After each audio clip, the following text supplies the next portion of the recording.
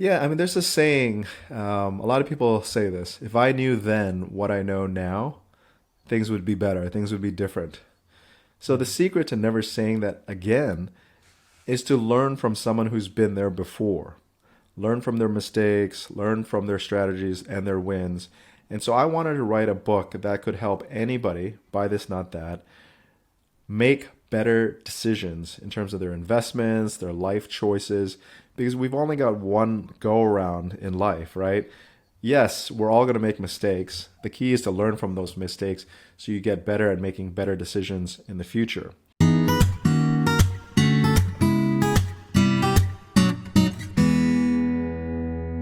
Welcome to the iSearch podcast. Today we have Sam Dogen, the founder of Financial Samurai, on the show. So Financial Samurai is an established personal finance website with over 1 million visitors per month. So Sam recently wrote a book, Buy This, Not That, which is now a Wall Street Journal bestseller. So congrats, Sam. Thank you very much. Thanks for having me on. All right. So today I'll be speaking with Sam on the personal finance advice for entrepreneurs to achieve financial independence. So let's begin with like the first question. So what is your definition of financial independence? Financial independence to me is when your investment income generates enough money to pay for your basic living expenses. Once that's done, you can do whatever you want. You can quit your job, you can quit your business, you can travel the world, be a stay-at-home parent. That's my one true definition of financial independence.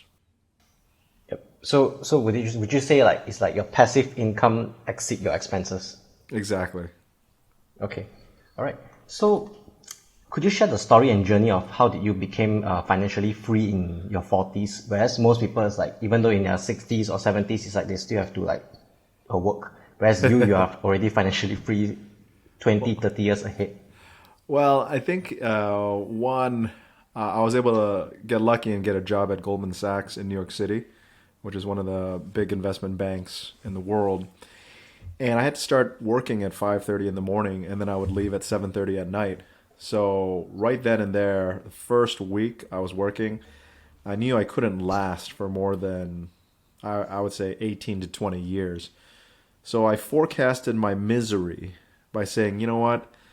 If I can just hold on for 18 years until I'm age 40, I should be able to escape because I would save aggressively and I would invest wisely. And so, there's a bull market, there's a bear market, but through thick and thin, I was able to accumulate enough net worth by saving 50 to 80% of my after-tax income every single year for 13 years. And then I was able to leave in 2012 at age 34 because I was able to negotiate a severance package. So I'm not sure how it is in Malaysia, but here in the United States, actually in Europe and many parts of Asia, I know Korea, Taiwan, if you're an employee that gets laid off, you can get a severance package to hold you over until the next thing. So, I mean, how common is a severance package in Malaysia? Not very common Not because very common? Even if yeah, you not work very for like common. 5 years, 10 years at a firm, they lay you off, they're not going to give you money as goodwill? Yeah, I mean, usually the layoff when we heard is like when the company is like going bankrupt, then they will start to like lay off, Okay. and yeah, they do receive some money, but not really for companies that are like still operating, like say Goldman Sachs. Oh, really? Well, in Yeah, America, it's very really competitive common. where a lot of companies will lay off 5%, 10% of their employees every single year. So what I did was I was able to negotiate a severance by being included in the next round of layoffs so I can get a severance package and all my deferred stock and cash compensation. And so that paid for Yeah. 5 years of living expenses. So when I left at 34, it was kind of like leaving at 39. And I was like, okay, I'm Mm. young enough, so I'm going to be able to do what I want and pursue my passion of travel and also writing on Financial Samurai. When you negotiated like the severance package at 34, but you weren't financially free yet at that point. Whereas So the like thing that was, gap, I was just wondering where's that gap? Yeah. so there wasn't a gap. I had 5 years of living expenses for my severance package. I had about Mm-hmm. $80,000 a year in passive investment income, and my expenses Right. were about $50,000 to $60,000 a year. So Okay, right. I had modest expenses. I didn't have a family. I had a mortgage, but I also had another secret X factor, which was my wife, who was 3 years younger than me, and she was still working as well. So I had all these buffers.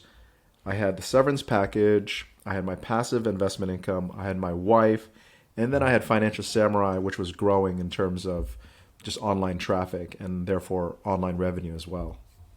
Yep. Okay. I think one thing is very impressive when you mentioned about you have 80,000 in like passive income per year.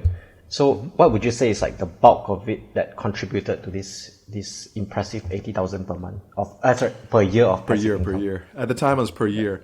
So back then, I had a rental property, and then I had CD income and stock dividend income. The composition of my net worth is generally about 50% real estate. I really like real estate. It's stable, provides utility, generates passive or semi-passive rental income. And then stock dividends and then CD rates. CDs back then were yielding about 4%. It's actually kind of similar to now. CDs in America, after the Fed raised rates so aggressively since 2022, are yielding about 5% now. And so that was my mix. And so what I did was I continued to buy real estate. I bought another house and I rented out that house. I bought another place. And then so basically my goal was every 3 to 5 years to buy a piece of property, live in it for a bit, make it nicer, and then rent it out. And so right now I have, let's see, 3 rental properties in San Francisco and then 1 rental property in Lake Tahoe, California. And that accounts for about 50% of my passive income. All right. Okay. So would you recommend like the investment strategy for entrepreneurs is like to pump more into real estate? Well, it's interesting because I had a decision to make. FinancialSamurai.com is a lifestyle business. It's just me and my wife. We don't have any employees. It's a high margin business. It's just me basically writing. And I had a decision to make whether to try to grow it by pumping money into the business to gain more traffic, customer acquisition, ads on Google, Facebook, PR. Or I was thinking to myself, this is kind of like funny money where, you're making money online. It's kind of weird. I don't know how long it'll last. So what I decided to do was use as much of the online business's cash flow and invest in real assets. So turning funny money into something real, because at least that way I increased my chances of staying financially independent. Because if you look at the stock market, you look at businesses, they can come and go really quickly. So my goal was always to try to build real assets so it could stand the test of time. Right. I mean, because one thing that entrepreneurs is like we are already so busy, right? So if let's say we invest in so many rental properties, it's like pretty headache to manage a couple of tenants here and there, whereas this leaking, that every problems that we have to solve. So how do you go about that? Well, I found my maximum, which was to manage 3 properties. Any more than 3 properties was too much of a headache. So then once I got my limit of 3 rental properties, I invested the remainder of my cash flow into online real estate. So I was able to invest in private real estate funds that invest across America, cheaper areas of America, such as in the middle of America, that had lower valuations and higher rental yields. And that's 100% passive. So my idea was find the limit in terms of how much I could handle in terms of real estate, physically managing it myself, and then the rest diversify across the country into private online real estate. And then, of course, I have treasury bonds, CDs, as well as stock dividend income. So I try to create a more diversified portfolio because I'm relatively low risk now. I'm 45 years old. I've got a couple kids. I've made enough money where I don't have to go back to a day job. I just want to just happily earn low single digit returns with not a lot of volatility. Yep. So even your stocks, just like you mentioned that you're picking stocks with like good dividend income instead of say the type of growth stocks or like tech stocks.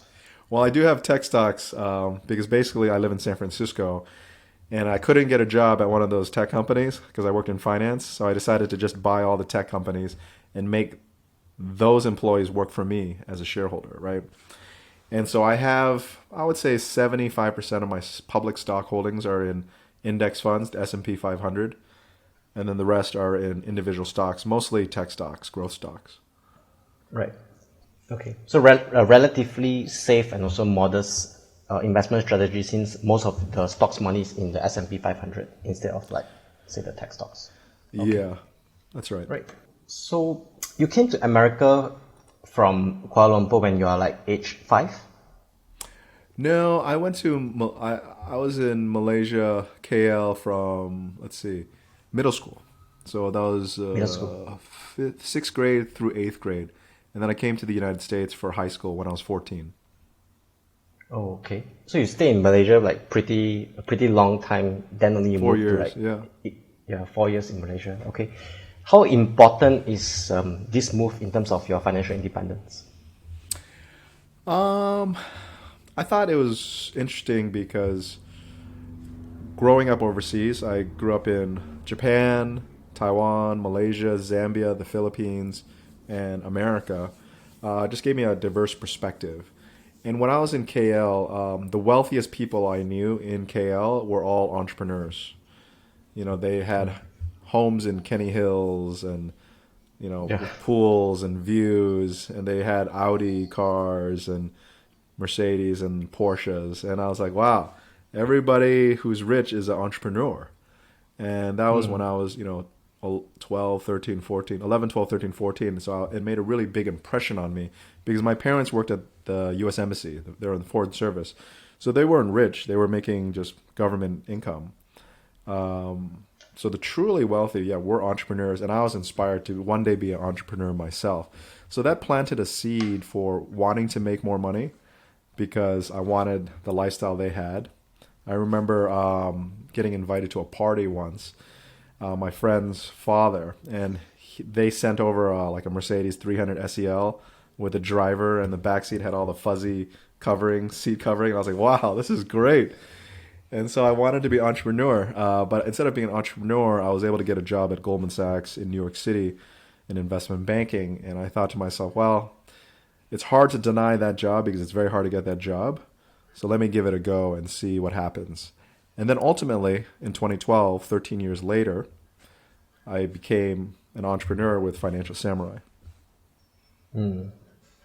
Okay. I mean, like the entrepreneur route, it's like even though it looks very sexy, but then there's a lot of risk involved. Whereas like maybe investment banking is like at least you know that you will get like a good paycheck every year, which you can then reinvest. And then once you reach a certain stage, then you can like start your entrepreneur journey once your passive income has exceeded your expenses. So I Yeah, guess perhaps just do it on the yeah, side, I this is think. a You yeah. know, Okay. even if I work 12 Right. hours a day, I still got probably 2 hours of energy left to do something on the side. And that's what I did. Yeah. Yep. I mean, which most people would not have the energy anymore because it's like the working hours is already so late, and then in Yeah. KL it's also the commute is like you need to like drive probably like 1 hour to go back home sometimes. Really? So yeah, it's really bad the traffic jam here. Yeah, I'm Yeah, not it sure just about depends how much you America. want it. The more Yeah, you want it, the more you'll do it. If you don't want it, yeah, you won't do it. yep, makes sense, 100%. So what are some common financial mistakes that you see entrepreneurs make?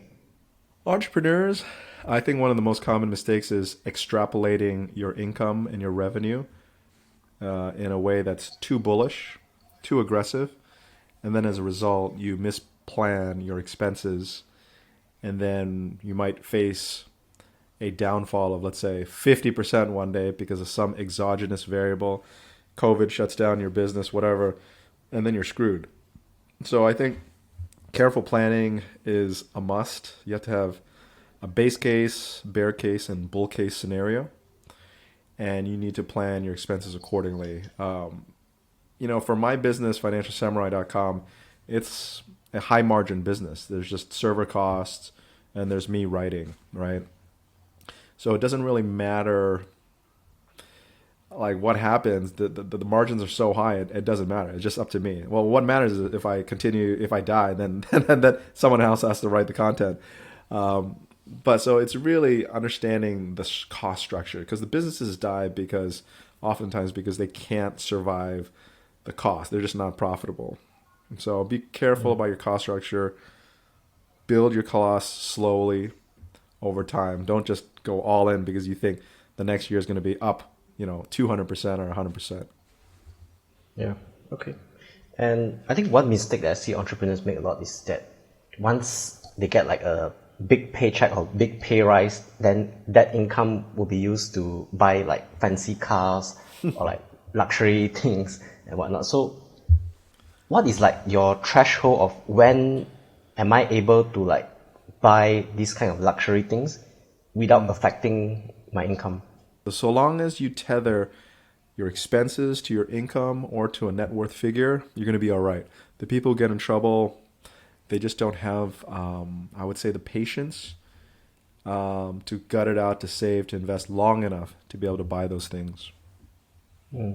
Let's say like the car is 50,000 and you're earning 500,000 per year. So would you buy it outright in cash or would you still take a loan so that you can spread it out? I like to buy it in cash because if you take a loan, you're borrowing money to buy a depreciating asset while paying interest cost, right?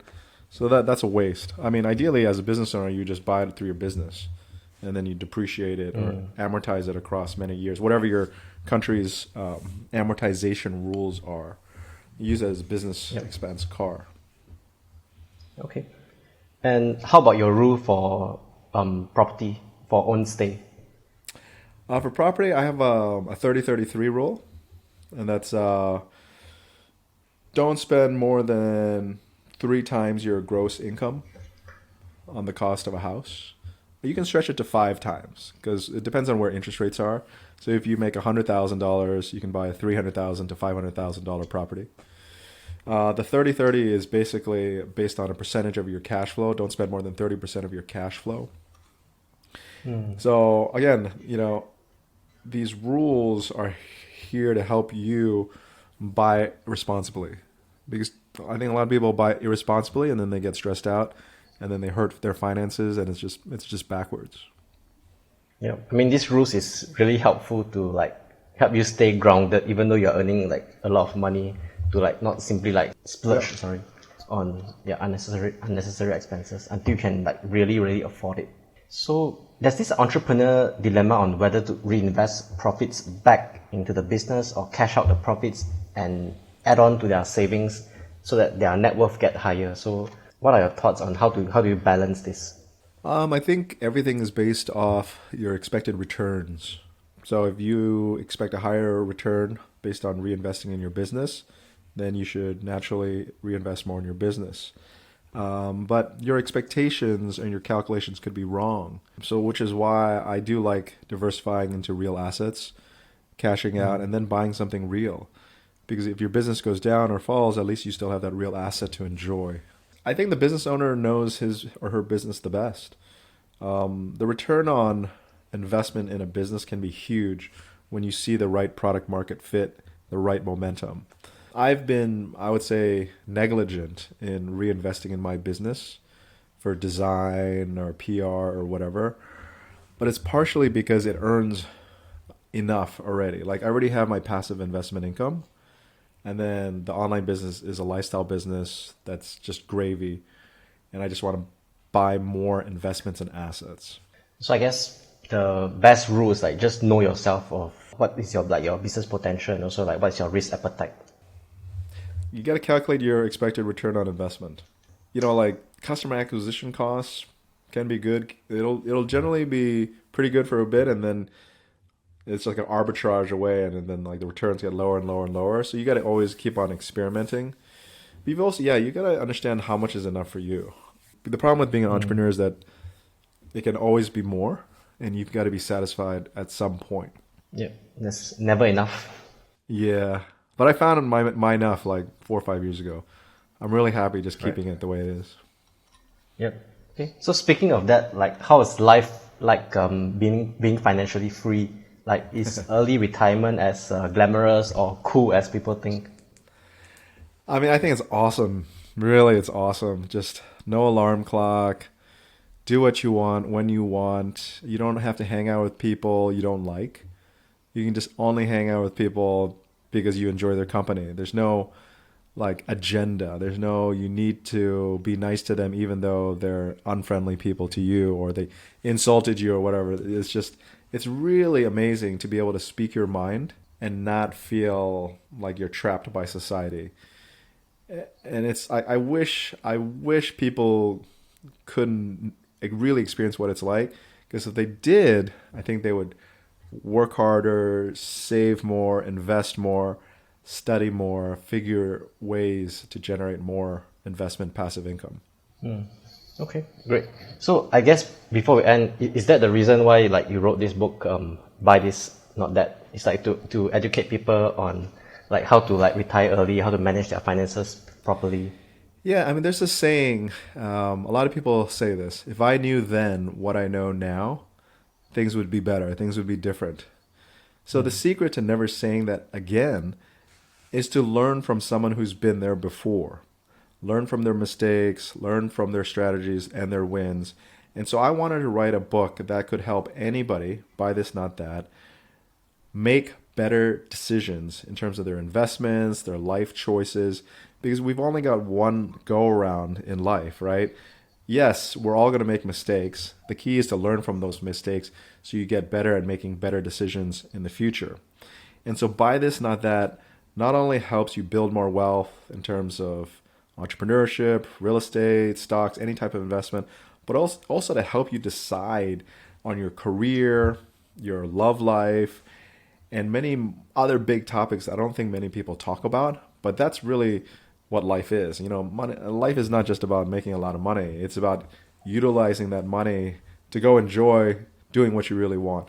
So I think that's why Buy This, Not That was so well received in America, at least. This Wall Street Journal bestseller, because people want to read things that are more pertinent about big dilemmas in life, not just how to make more money. It's like, what do you do with the money? What are the decisions you need to make?